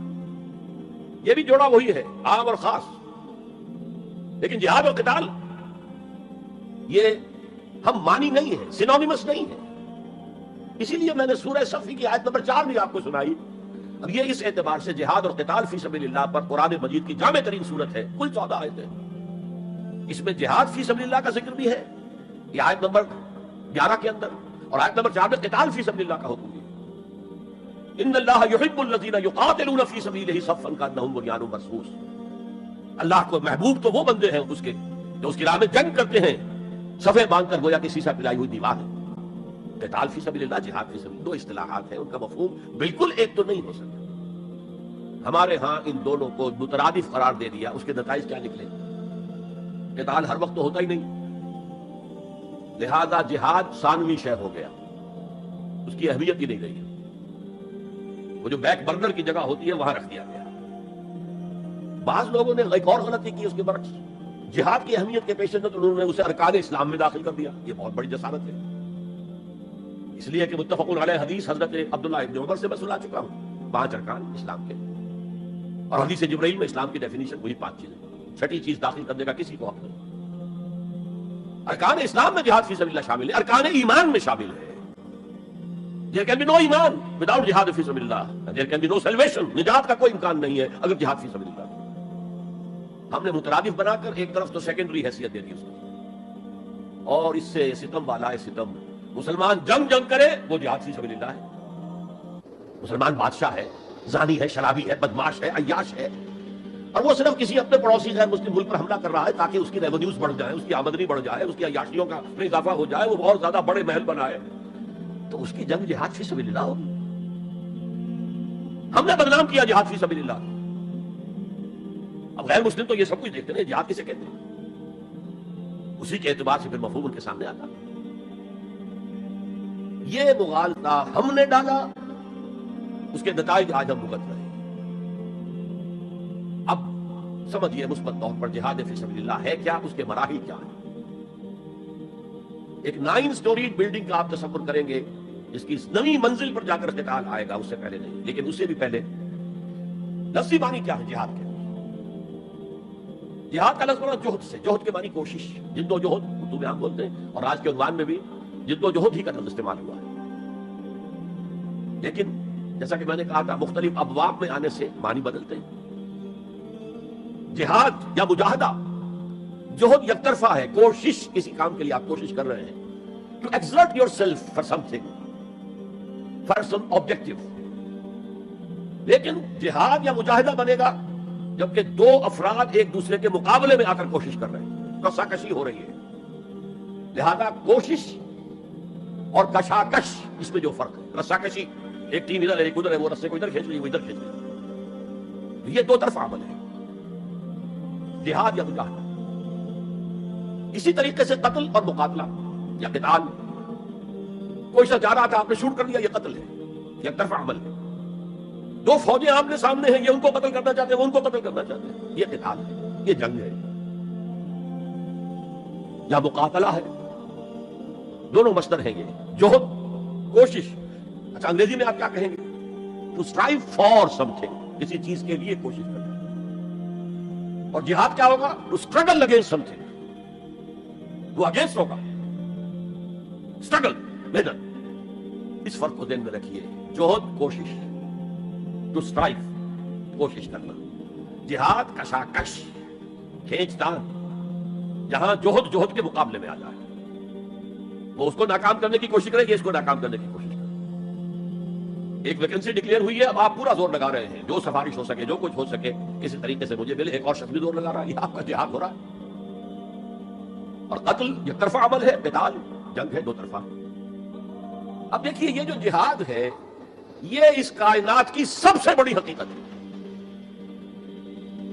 Every living organism on this planet is continuously in jihad. آپ خود کہتے ہیں struggle for existence. مقابلہ نہیں ہوتا اس میں. کاروبار میں مقابلہ ہو رہا ہے، ملازمتوں میں مقابلہ ہو رہا ہے، مقابلوں کے امتحان ہو رہے ہیں. حیوانات جرثومے چھوٹے چھوٹے سے struggle for existence. اسے جہاد زندگانی کہیں گے آپ، جہاد زندگی. Every living creature, every living organism is engaged in continuous jihad, struggle for existence. اس کو جہاد زندگانی کا لفظ دیا اقبال نے. یقین محکم عمل پہم محبت فاتح عالم، جہاد زندگانی میں ہے یہ مردوں کی شمشیر. ایسا مسلمان بھی جب یہ کام کرتا ہے، جہد للبقاء، struggle for existence، اگر وہ شریعت کے احکام کے مطابق کر رہا ہے تو یہ عبادت ہے. اگر حرام ذریعہ استعمال کر رہا ہے، غلط ذریعہ استعمال کر رہا ہے، دھوکہ دے رہا ہے، جھوٹی قسمیں کھا رہا ہے، تو یہ حرام کے درجے میں چلا گیا. اور اگر آپ اپنی اس جوہد بقا کو، جہاد وجود کو، جہاد زندگانی کو اسلام کے اصولوں کے مطابق کر رہے ہیں، یہ عبادت ہے۔ حضور نے فرمایا قاسم و حبیب اللہ، جو شخص محنت کر کے کماتا ہے وہ اللہ کا ساتھی، اللہ کا دوست ہے، حبیب اللہ۔ اور سب سے بہترین کھانا بتایا وہ ہے رزق، جو اپنے ہاتھ کی کمائی سے محنت مشقت۔ بہرحال یہ جہاد کا ایک آغاز ہے، میں نے کہا تھا یہ یونیورسل فینومینن ہے، یونیورسل، اس کائنات کی سب سے بڑی حقیقت یہی ہے۔ اس سے اوپر اٹھیے، انسانی سطح پر سب سے بڑا جہاد اپنے حقوق کا حصول، the freedom struggle, the struggle for self determination. کوئی قوم آ کر آپ پر حاکم ہو گئی، اس سے نجات حاصل کرنا، یہ جہاد فی سبیل الحریت۔ فی سبیل کسے کہتے ہیں؟ For the cause of, in the cause of. جہاد فی سبیل الحریت جائز ہے، سب کریں گے، سب کی آزادی حق ہے، کسی کو غلام بنا کر رکھنے کا کسی کو اختیار نہیں ہے۔ Struggle for freedom it's a universal phenomenon, اور مسلمان بھی اگر کرے گا اور اللہ کی حدود کے اندر رہ کر کرے گا تو وہ بھی اللہ کے ہاں وہ اجر و ثواب کا مستحق ہوگا، بلکہ اگر جان دے دے گا شہید شمار ہوگا۔ اس لیے کہ حضور کی ایک حدیث ہے، من قتل دون مالہ فہو شہید، جو شخص اپنے مال کی حفاظت میں مارا گیا وہ بھی شہید ہے۔ اب آپ کہیں جا رہے تھے، آپ کے پاس کوئی مال ہے، جیب میں کچھ ہے، کوئی ڈاکو آ گئے آپ کو گھیر لی، اب آپ کے پاس دو راستے، کہ آپ کہہ لو بھائی جو کچھ ہے یہ حاضر ہے، لے لو، میری جان بخشی کرو، اور ایک یہ کہ آپ ڈٹ جائیں۔ اس ڈٹ جانے میں اگر جان چلی گئی تو آپ شہید ہیں۔ من قتل دون مالہ، تو مال سے تو ہزار گنا بڑی شے ہے حریت، فی سبیل الحریہ۔ لیکن ہم نے کیا غلطی کی؟ فریڈم سٹرگل کو بھی جہاد فی سبیل اللہ کہہ دیا، بہت بڑی غلطی، جس کا سب سے بڑا مثل میں آپ کو بتاتا ہوں۔ یہ مڈ 50s کی بات ہے، میں اپنے ایم بی اے سے فارغ ہو کر منڈومری میں، جو اب ساہیوال کہلاتا ہے، جا کر آباد ہو گیا تھا والدین کے پاس۔ الجزائر میں اس وقت فریڈم سٹرگل چل رہی تھی فرانس کے خلاف، تو اس کے لیے کچھ فنڈز حاصل کرنے کے لیے ایک وفد آیا پاکستان کے دورے پر۔ ایک تو کرنل صاحب تھے، کرنل عودہ، وہ تو داڑھی موچھ صاف تھے جیسے ہوتے ہیں عام طور پر فوجی، لیکن ایک بہت بڑے عالم تھے، علامہ بشیر الابراہیمی الجزائری، بہت مشہور، بہت بڑے عالم وہ ساتھ تھے۔ انہوں نے جو تقریر کی عربی میں، جہاد فی سبیل اللہ، جہاد فی سبیل اللہ، آ گیا پورا مجمع۔ وہ لوگ تو وجد میں نہیں آ سکے ہوں گے جنہوں نے ترجمہ جنہوں نے سنا ہے، لیکن میں عربی سے واقف تھا، میں واقعتاً وجد میں آ گیا۔ قرآن کا بیان، حدیث کے بیان، جہاد فی سبیل اللہ کی اہمیت، جہاد فی سبیل اللہ کا مقام و مرتبہ۔ اچھا جو بھی ہو سکا، پیسے ہم نے جمع کیے، کمیٹی بنائی، تھیلی پیش کی۔ Now prepare for the shock۔ جب یہ جہاد کامیاب ہوا تو ایک سوشلسٹ ریاست قائم ہو گئی۔ How come? اگر یہ جہاد فی سبیل اللہ تھا تو اسلامی ریاست قائم ہونی چاہیے تھی۔ اگر درخت آم کا تھا تو اس میں نمونی کیسے لگ گئی؟ معلوم ہوا کہ ہم نے غلطی کی تھی، ہم نے اسے جہاد حریت کی بجائے جہاد فی سبیل اللہ کہہ دیا۔ بھئی جہاد حریت جائز ہے اور اس کے لیے جان دینا بھی شہادت ہے، لیکن آپ نے اس کو جہاد فی سبیل اللہ کیسے کہہ دیا؟ چنانچہ یہ نوٹ کر لیجئے کہ میں نے جب افغانستان میں روسی فوجیں داخل ہو گئی تو جو وہاں پر ایک سٹرگل شروع ہوئی ہے، ریزسٹنس شروع ہوئی ہے، میں نے اسے کبھی جہاد فی سبیل اللہ نہیں مانا۔ جہاد فی سبیل اللہ کا نعرہ لگوا کر امریکہ نے فائدہ اٹھایا، بڑے افغان، اور کام بن گیا اس کا آرک رائیول جو ہے وہ ختم ہو گیا، اور نتیجہ پوری دنیا بھگت رہی ہے کہ بائی پولر کی بجائے یونی پولر دنیا ہو گئی۔ اور وہ جو ایک پول ہے جتنا طاقت کے نشے میں اس وقت چور چور ہے، وہ آپ کو معلوم ہے، مجھے تفصیل میں جانے کی ضرورت ہے۔ میں نے کہا تھا جہاد حریت ہے، جائز ہے، to defend your country against an invader, لیکن اسے جہاد فی سبیل اللہ نہ کہیں۔ اچھا اس سے آگے آئیے، اب ہیومن لیول پر اس سے اوپر کا ایک کی سطح ہے، نظریے اور نظام کے لیے جہاد۔ ایک نظریہ تھا مارکسزم، اس کی بنا پر نظام جو بنا وہ communism. Who really believed in Marxism and communism? He struggled to establish a communist state. یہ جہاد ہے فی سبیل الاشتراکیہ، اشتراکیت کی راہ میں جہاد کر رہے ہیں، جانے دے رہے ہیں، مر رہے ہیں۔ زار کی فوجیں جو ہیں وہ شوٹ کر رہی ہیں کھڑے ہو کر کے قطاروں کے اندر، جانے دے رہے ہیں۔ اس کے بغیر تو ظاہر بات ہے شہنشاہیت، زار کی شہنشاہیت کہیں جگہ چھوڑ سکتی تھی، کہیں اپنی جڑ چھوڑ سکتی تھی۔ تو یہ جو جہاد ہے یہ ہے ایک نظریے کی بنیاد پر، اس نظریے پر ایک نظام قائم ہوتا ہے، جس نظریے میں وہ بلیو کرتے ہیں کہ یہی حق ہے، یہی انسان کے لیے بہتر ہے، اسی میں عدل ہے، اسی میں انصاف ہے، اس کو قائم کرنے کی جد و جہد کرنا ان پر فرض۔ نہیں کرتے تو آپ کہیں گے ایسے جھوٹ موٹ کو بنا پھرتا ہے کمیونسٹ، اس کی تو ساری دوستیاں، اس کے سارے تعلقات جو ہیں وہ تو کیپٹلسٹ کے ساتھ ہیں، تو ان کے تنخواہ لیتا. تو آپ کہتے ہیں کہ نہیں کہتے؟ یہ ہے جہاد. اگر وہ نظریہ ایمان ہے اور نظام اسلام ہے، اس کے لیے جو جہاد ہوگا وہ جہاد فی سبیل اللہ. کسی اور مقصد کے لیے جہاد کو آپ جہاد فی سبیل اللہ نہیں کہہ سکتے. آپ ڈیموکریسی کے قیام کے لیے کسی بادشاہت کو ختم کر کے ڈیموکریسی کا نظام قائم کرنا چاہتے ہیں، جہاد ہے، جہاد فی سبیل الدیمقراطیہ، جہاد for the cause of democracy, جہاد فار دی کاز آف اشتراکیت. اسی معنی میں قرآن مشرکین مکہ کو بھی مجاہد قرار دیتا تھا. وہ تھے مجاہدین فی سبیل الشرک. جانے نہیں دے رہے تھے کیا؟ قربانیاں نہیں دے رہے تھے؟ وہ اپنے عقیدے کے لیے، اپنے نظریے کے لیے، اپنے نظام کے لیے جانے دے رہے تھے. تو یہ ہے جہاد نظریے اور نظام کے لیے. پھر میں تیسری مرتبہ دہرا رہا ہوں، اگر وہ نظریہ ایمان ہے اور نظام اسلام کا ہے، قائم کرنا پیش نظر ہے، تو وہ ہے جہاد فی سبیل اللہ. اب اس کے 3 لیولز ہیں اور ہر لیول پر 3 سب لیولز ہیں. سب سے پہلا جہاد فی سبیل اللہ کا مرحلہ ہے کہ ایمان دل میں آ گیا تو ایک کشاکش اندر شروع ہو جائے گی.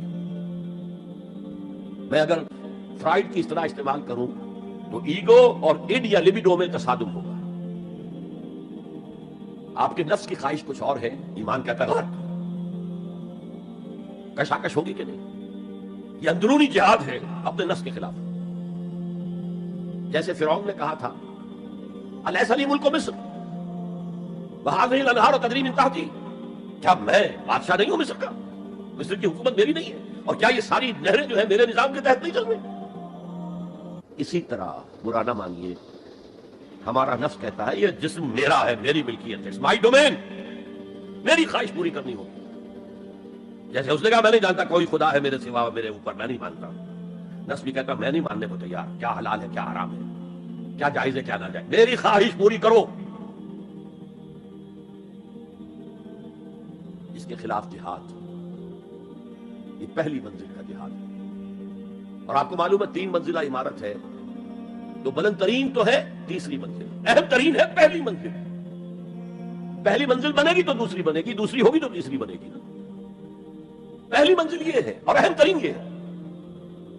اسی لیے مولانا روم نے کہا نفس ماں ہم کم ترس فرعون نیست، میرا نفس بھی فرعون سے کم نہیں ہے، لیکن ایرعون نیست، اس کے پاس لاؤ لشکر تھا، اس نے زبان سے بھی کہہ دیا تھا انا ربکم الاعلی، میں ہوں خدا.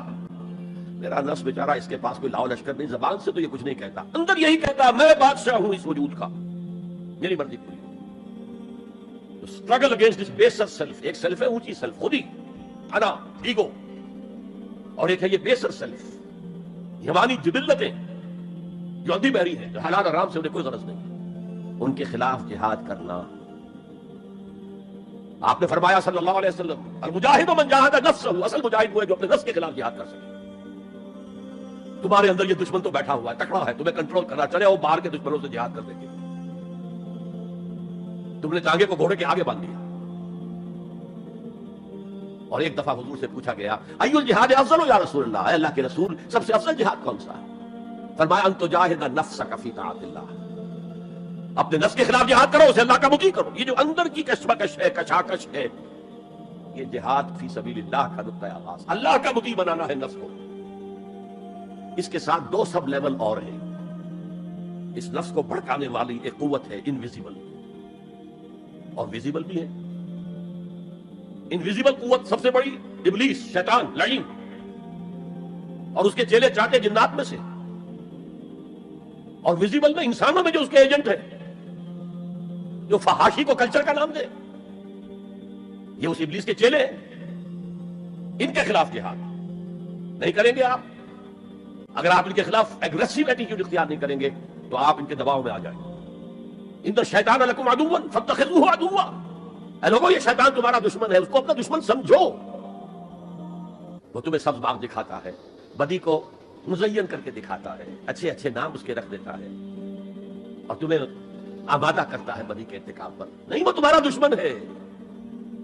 افتتخذونہ وذریتہ اولیاء من دونی، تم مجھے چھوڑ کر اسے اور اس کے چیلے چانٹوں کو تم اپنا دوست بناتے ہو؟ نہیں، یہ شیطان کے خلاف جنگ کرو۔ اور تیسرا اس پر سب لیول کیا ہے؟ معاشرہ اگر بگڑا ہوا ہے، اس کا عمومی رجحان برائی کی طرف ہے، تو سوشل پریشرز آپ کو ادھر دھکیلتے ہیں۔ جیسے کہ اگر کوئی موب جا رہا ہے تو اس کے ساتھ چلنا تو بہت آسان ہے، وہ خود ہی آپ کو دھکیلتا ہوا لے جائے گا۔ اس کے خلاف چلنا بہت مشکل کا ہو سکتا ہے۔ آپ بڑی زور لگا کے 4 قدم آگے بڑھیں، پھر کوئی ریلا آئے 10 قدم پیچھے لے جائے۔ تب 2 ہی راستے ہیں، زمانہ باتوں نے سازت تو بعد زمانہ بے ساز۔ یا تو پیسو معاملہ ہے، زمانہ تمہارے ساتھ سازگاری نہیں کرتا، چھوڑو تم زمانے کے ساتھ سازگاری اختیار کر لو، چلو تم ادھر کو ہوا ہو جدھر کی۔ ایک یہ ہے کہ نہیں، زمانہ باتوں نے سازت تو بعد زمانہ ستیس۔ زمانہ اگر تمہارے ساتھ سازگاری نہیں کر رہا تو زمانے سے جنگ کرو، لڑو، ریزسٹ کرو۔ تو 3 جہاد ہو گئے فرسٹ لیول کے، 3 سب لیولز۔ نفس امارہ، لیبیڈو، نفس حیوانی کے خلاف جہاد، اس کو بھڑکانے والے، وسوسہ اندازی کرنے والے، اس میں پھوکے مارنے والے، شیطان اور اس کی ذریت مانوی اور ذریت نسلی، جنات اور انسانوں میں جو اس کے ایجنٹ ہیں، ان کے خلاف جہاد، معاشرے کے خلاف اسٹرگل۔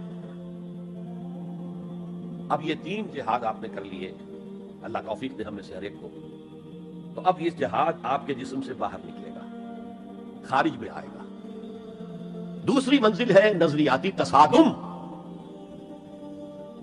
اگر آپ نے ایمان کا نظریہ اختیار کیا ہے تو الحاد کا نظریہ رکھنے والے بھی موجود ہیں۔ آپ نے توحید کے نظریے کو اختیار کیا ہے تو مشرکانہ عقائد رکھنے والے بھی موجود ہیں۔ They are bound to resist۔ اس کے خلاف جہاد کرنا ہوگا، محنت کرنی ہوگی، اپنی بات کو دلائل سے ثابت کرنا ہوگا، اپنی بات کو اچھے انداز میں، حسن اسلوب سے لوگوں کے دلوں تک پہنچانا ہوگا۔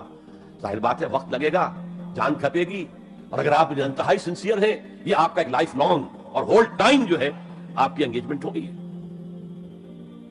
اینڈ ٹائم از منی۔ جہاد بالمال، جہاد بالنفس،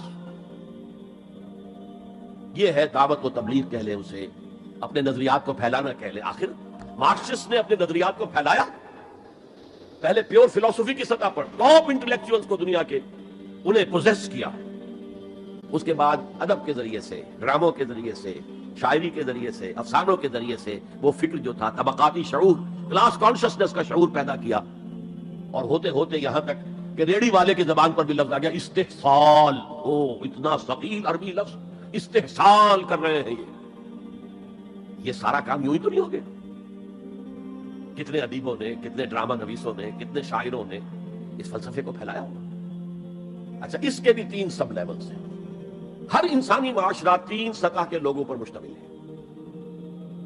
ایک انٹلیکچوئل مائنورٹی ہوتی ہے، انٹیلیجنسیا ہوتا ہے، یا جسے ایک اور اصطلاح میں کہتے ہیں brain trust of the society. They control direction and destination of the society. ہوتے ہیں مائنورٹی، مائنیوٹ مائنورٹی، لیکن ان کا اور پوری قوم کا جو باہمی رشتہ ہے وہ کیا ہے؟ جیسے یہ دماغ اور پورا جسم۔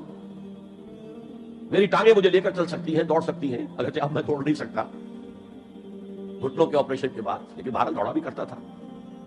لیکن کدھر جانا ہے اس کا فیصلہ یہاں ہوتا ہے، یہ صلاحیت ٹانگوں میں نہیں ہے۔ ہاں، یہاں سے فیصلہ دوڑو، دوڑیں گے۔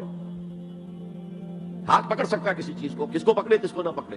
ہو سکتا ہے کہ آپ نے ہاتھ بڑھا بھی دیا ہو، کسی کو لکڑی سوکھی سمجھ کر آپ جو ہے جنگل کے اندر سے ایندھن جمع کر رہے ہیں، اچانک آنکھ نے دیکھا وہ تو حرکت کر رہی ہے، فوراً اطلاع گئی، ارے یہ تو سانپ معلوم ہوتا ہے، یہاں سے حکم ہے ہاتھ کھینچ لو، فوراً کھینچ لو۔ تو کنٹرول تو یہ کر رہا ہے۔ ماسز کسی معاشرے کی نہ ڈائریکشن معین کر سکتے ہیں، نہ اس کی ڈیسٹینیشن کا فیصلہ کر سکتے ہیں۔ یہ اس کا انٹیلیجنسیا ہے، یہ اس کا برین ٹرسٹ ہے، یہ اس کا انٹلیکچوئل ایلیٹ ہے۔ لہذا اس نظریاتی تصادم میں بھی پرائرٹی نمبر 1 وہ طبقہ ہے۔ اگر وہ آپ کے نظریات کے قائل نہیں ہوں گے، حامل نہیں ہوں گے، there can be no collective change in this society۔ افراد تو مل جائیں گے آپ کو، افراد کے اندر ہوتے ہیں جو قبول کر لیتے بس، لیکن معاشرہ ان کے کنٹرول میں۔ اور اس سطح کے لوگوں کو دعوت دینا، تبلیغ کرنا آسان کام نہیں۔ آپ کو دلیل سے بات کرنی ہوگی، آپ کو ان کے نظریات کا تجزیہ کرنا ہوگا، اس میں کتنا حصہ غلط ہے، کتنا صحیح ہے، ان کے دماغوں میں مارکسزم گھسا ہوا ہے، ان کے دماغوں میں فرائڈزم گھسا ہوا ہے، ان کے دماغوں میں ڈارونزم گھسا ہوا ہے، ان کے دماغوں میں لاجیکل پازیٹیوزم گھسا ہوا ہے۔ ہاں کچھ لوگ رہے ہیں آئیڈیلسٹ بھی۔ ایک ہندوستان میں مسلمان پیدا ہوا آئیڈیلسٹ فلسفی علامہ اقبال، اور دوسرے ہندو رادھا کرشنن، بہت بڑے آئیڈیلسٹ، اس میں کوئی شک نہیں۔ اور ان کو اللہ نے لمبی عمر بھی دی، تو انہوں نے جو تصانیف فلسفے پر لکھی ہیں علامہ اقبال نہیں لکھ پائے۔ تو یہ جو طبقہ ہے یہ عام واعظ و نصیحت سے اثر قبول نہیں کرتا، because there is a barrier in their minds, in their brains. You have to pierce through that barrier, and only then you can approach their hearts. ان کے دلوں تک رسائی نہیں ہو سکتی براہ راست جب تک کہ یہ خول جو ہے، یہ نظریاتی خول، اس کو پیرس نہ کیا جائے، اور اس کو پیرس کرنا آسان نہیں ہے۔ کچھ ذہین نوجوان، فتین نوجوان، اعلیٰ صلاحیتوں والے نوجوان اپنی پوری زندگی اسی کام کے لیے وقف کریں کہ ایک طرف ان جدید علوم و نظریات کو گہرائی میں اتر کر پڑھنا ہے اور سمجھنا ہے۔ جب تک آپ ان نظریات کو جانیں گے نہیں، نفی کیسے کریں گے؟ آپ کیسے آج تجزیہ کریں گے کہ اس میں یہ حصہ صحیح ہے، یہ حصہ غلط ہے؟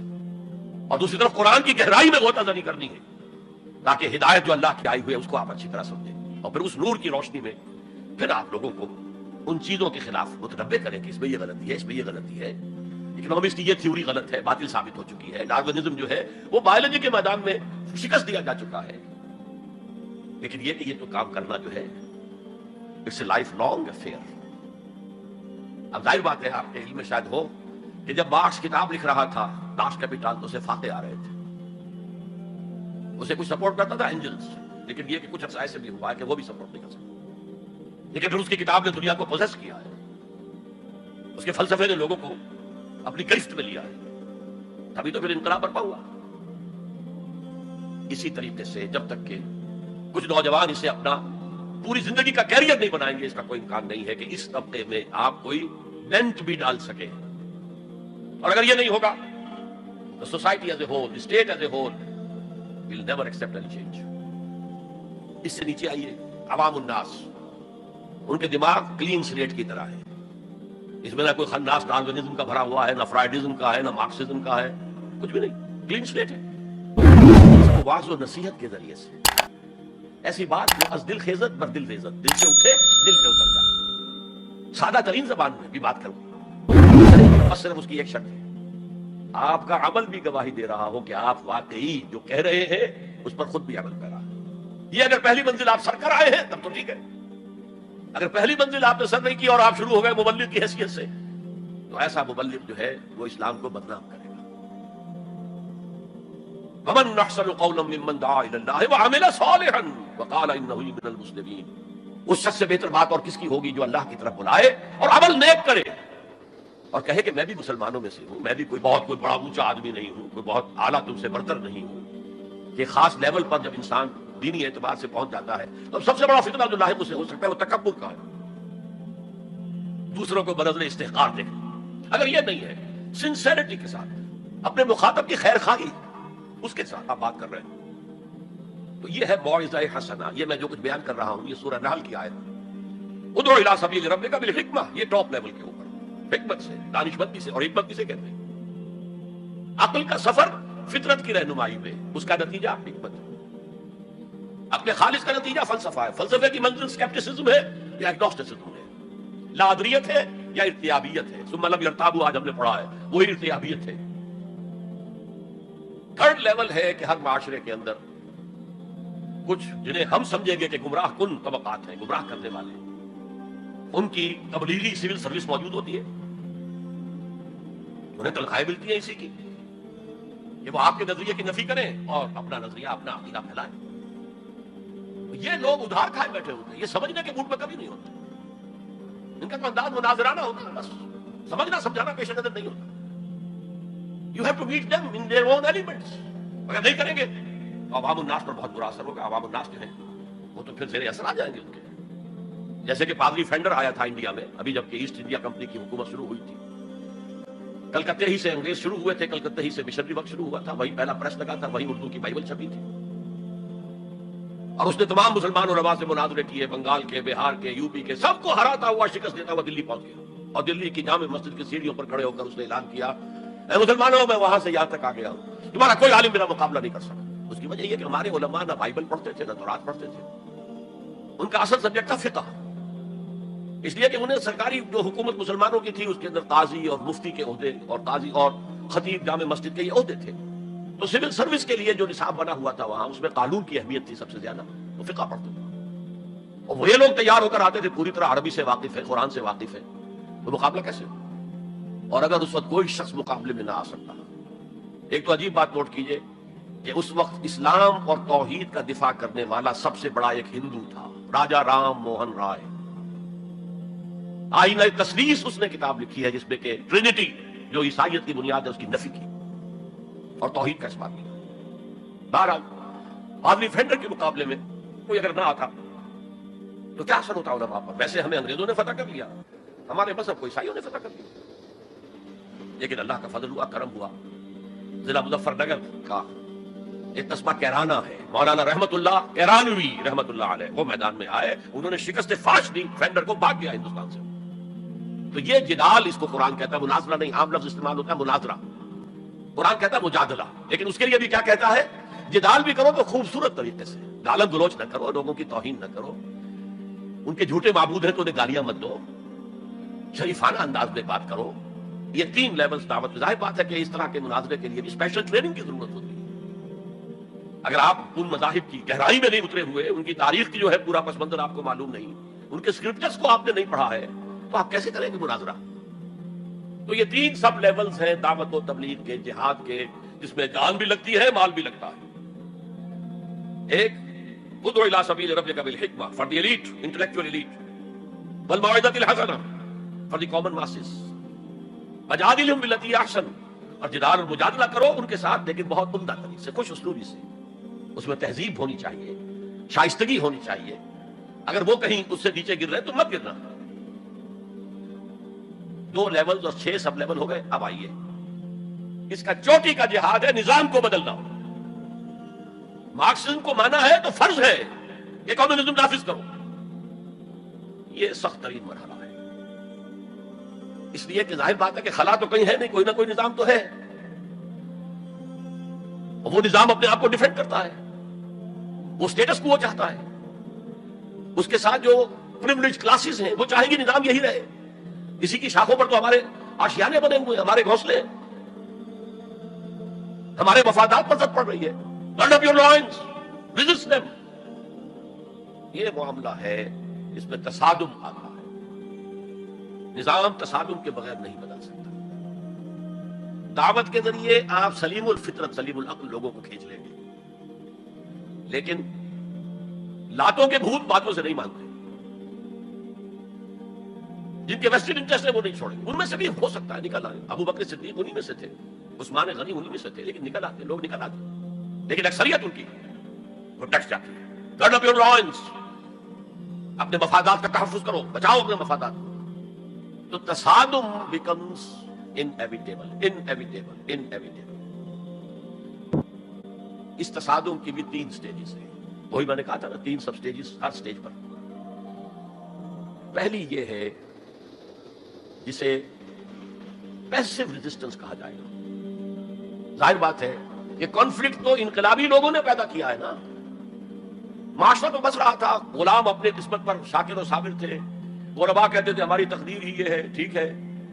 اسی لیے تو مارکس نے کہا کہ یہ اوپیم آف دی ماسز ہے مذہب. اس نے کانفلکٹ کس نے پیدا کیا؟ جس نے کہا یہ غلط ہے, یہ نظام صحیح نہیں ہے, یہ ریپریسو ہے, یہ ایکسپلائٹیٹو ہے, یہ ڈسکریمنیٹو ہے, اس میں تقسیم دولت کا نظام غلط ہے. ایک طرف ارتکاب دولت ہے, دوسری طرف احتیاج ہے, بھوک ہے, مفلسی ہے, تلاشی ہے. جو یہ کہتے ہیں تو گویا کہ ایک تالاب پرسکون تھا, اس نے پتھر تو آپ نے مارا. اب جو لہریں اٹھیں گی تو be prepared to face the music. چنانچہ اور مارو ان کو قتل کرو, ان کو جیلوں میں ٹھوس دو, ان کو یہ کرو, ان کو وہ کرو. اس سارے معاملے میں پہلی سٹیج ہوگی اس نظریاتی اور نظام کے تصادم میں, ٹیک آل پرسیکیوشن وداؤٹ اینی ریٹیلیشن. اگر آپ وائلنٹ ہو گئے فرام دی ویری بگننگ, تو جو پاور اس وقت ہے موجود, جو نظام ہے اس کو ریپرزینٹ کرنے والی جو حکومت موجود ہے, وہ آپ کو کرش کر کے رکھے. You have to buy time. اور اس کے لیے کیا ہے, وہ تمہیں مارے تم جواب نہ دو, وہ گالی دے تم انہیں دعائیں دو, وہ پتھر مارے تم پھول پیش کرو. ادفع باللتی ہی احسن. بہترین انداز میں دفاع کرو. اسے کہتے ہیں پیسو ریزسٹنس. حضور کی سیرت میں پورے 12 برس یہ حکم تھا. This was the order of the day. No retaliation whatsoever, no raising of hands even in self defence. اور یہ میں آپ کو بتا چکا ہوں, مہاتما گاندھی نے کہا, سرحدی گاندھی عبد الغفار خان سے, کہ میں نے یہ عدم تشدد جو ہے, تشدد کا جواب تشدد سے نہ دینا, یہ میں نے سیکھا ہے حضرت مسیح سے اور حضرت محمد سے صلی اللہ علیہ وسلم. حضرت مسیح کی زندگی پہلی سٹیج ہی پر تک رہی, آگے کی وہ مہم چلی ہی نہیں, اس لیے کہ آپ کو ریسپانس ملا ہی نہیں. کہتے ہیں کل 72 آدمی ایمان لائے تھے ان پر, اور ان میں سے بھی 12 تھے جو ان کے مخلص ساتھی تھے, حواریین تھے, ہر وقت ساتھ رہتے تھے, اور ان میں سے بھی ایک وہ تھا جس نے غداری کر کے گرفتار کرایا. ان کی اپنی روایت کے مطابق, اس کو چھوڑیے, تفصیل میں نہیں جانے کی ضرورت نہیں. دوبارہ اس سے اگلی سٹیج کیسے آتی, دعوت وہ دیتے رہے, دعوت دیتے رہے, واز کہتے رہے, یہ سب کچھ کرتے رہے. سیکنڈ سٹیج تک رہے, تھرڈ سٹیج تک تو جب تک قوت حاصل نہ ہو, you can't proceed. It is no response, you can't go forward. لیکن یہ کہ حضور کی زندگی میں اگلی سٹیج آ گئی. ساتھی آئے, انہیں مارے کھانی پڑی, دہتے ہوئے انگاروں پہ لٹایا گیا, جانوروں کی لاشوں کی طرح ان کی گردن کے اندر رسیاں باندھ کر انہیں گھسیٹا گیا گلیوں کے اندر. سب کچھ ہوا, برداشت کیا, انہیں قتل بھی کیا گیا. حضرت سمیہ, حضرت یاسر پہلے مقتولین ہیں, میاں بیوی رضی اللہ تعالی عنہما. سب کچھ ہوا, برداشت کرو, اس میں رو, اس میں رو, اس میں رو, صبر کرو. اس کا ایک بہت بڑا نتیجہ نکلتا ہے. اس معاشرے میں جو سائلنٹ میجورٹی ہوتی ہے, وہ سائلنٹ میجورٹی سائلنٹ تو ہوتی ہے, ڈمب تو ہے, ڈیف نہیں ہے, بلائنڈ نہیں ہے. وہ بلال کی چیخیں تو سن رہی ہے نا, وہ دیکھ رہی ہے کس طرح دہتے ہوئے انگاروں پر خباب بن رت کو لٹایا گیا. یہ جو سائلنٹ میجورٹی ہوتی ہے, اب یہ سوچتی ہے ان کے اوپر کیوں یہ تشدد آ رہا ہے. کیا بلال نے آقا کی کوئی چوری کر لی تھی, کہیں خدا نہ خواستہ خاکم بدہن آقا کی بیٹی کی عزت پر ہاتھ ڈال دیا, کیا کیا تھا جو یہ آقا جو ہے امیہ ابن خلف یہ کچھ کر رہا ہے اس کے ساتھ. اس کے بعد جب انہیں معلوم ہوتا ہے کوئی جرم نہیں ہے, صرف یہ کہتا اللہ ایک ہے, میں اور اس کے ساتھ کسی کو شریک کرنے کو تیار نہیں, اور محمد اللہ کے رسول ہے, بس جرم ہے تو یہ ہے. اب اس کا کیا اثر پڑتا ہوگا اس سائلنٹ میجورٹی کو, اس کا آپ اندازہ کر لیجیے. ان کی ہمدردیاں اندر ہی اندر ان کے ساتھ ہو رہی ہیں. اگرچہ وہ گئے ہیں اپنے لیڈروں کے دباؤ کی وجہ سے غزوہ بدر میں, مفتوح تو پہلے سے ہو چکے تھے, جو دلوں کو فتح کر لے وہی فاتح زمانہ. بہرحال first stage is passive resistance, صبر محض. سیکنڈ, جب ذرا محسوس ہو ہمارے پاس طاقت ہے, we can risk a direct confrontation with the system, تو اس نظام کو کہیں سے چھیڑا جائے دفتی رکھ. دیکھیے گاندھی جی کی موومنٹ میں میں عرض کر چکا ہوں, پہلے کیا تھا, نان وائلنٹ نان کوآپریشن. ہم نے پہنتے تمہارے کپڑے, کیا کوئی قانون ہے؟ لیکن سیکنڈ سٹیج کی آئی, یہ چھیڑنا تھا اس کو. نان وائلنٹ سول ڈس اوبیڈینس. ہم پرماتما کے سمندر سے پرماتما کا بنایا ہوا نمک لینے جا رہے ہیں, ہم نے تو کسی کو کچھ نہیں کہا, but it amounted to challenging the taxation policy of British India. اب لاٹھیاں پڑی ہیں, جیلوں میں ٹھوسے گئے ہیں, سب کچھ برداشت کیا ہے, کھڑے رہے, مضبوط رہے. تو یہ سٹیج آتی ہے جب یہ سمجھا جائے کہ ہاں اب طاقت ہے ہمارے پاس, we can risk a direct confrontation with the system. اس میں حضور نے کیا کیا تھا, مدینے میں جا کر آپ نے 6 مہینے لگائے تھے, 3 کام جن سے کہ اپنی پوزیشن کنسولیڈیٹ کی مدینے میں. کنسٹرکشن آف دی ماسک, وہ مرکز بن گیا, وہی حکومت, وہی دارالشورا, وہی تزکیے کی جگہ, وہی نماز کی جگہ, سب کچھ وہی تھا. دوسرے, ایک انصاری ایک مہاجر, بھائی بھائی, تاکہ یہ 2 فیکشنز علیحدہ علیحدہ نہ رہیں, انٹیگریٹ ہو جائیں.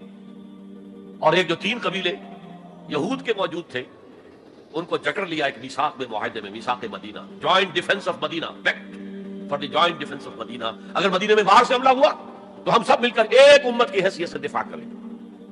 اس کے بعد آپ نے چھوٹے چھوٹے چھاپا مار دستے بھیجنے شروع کر دیے. ان کی جو لائف لائن تھی, میں نے بتایا تھا کہ ان کے کیریوانز کو کوئی ٹوکتا نہیں تھا, روکتا نہیں تھا, لوٹتا نہیں تھا. اب تھریٹن کیا محمد نے صلی اللہ علیہ وسلم.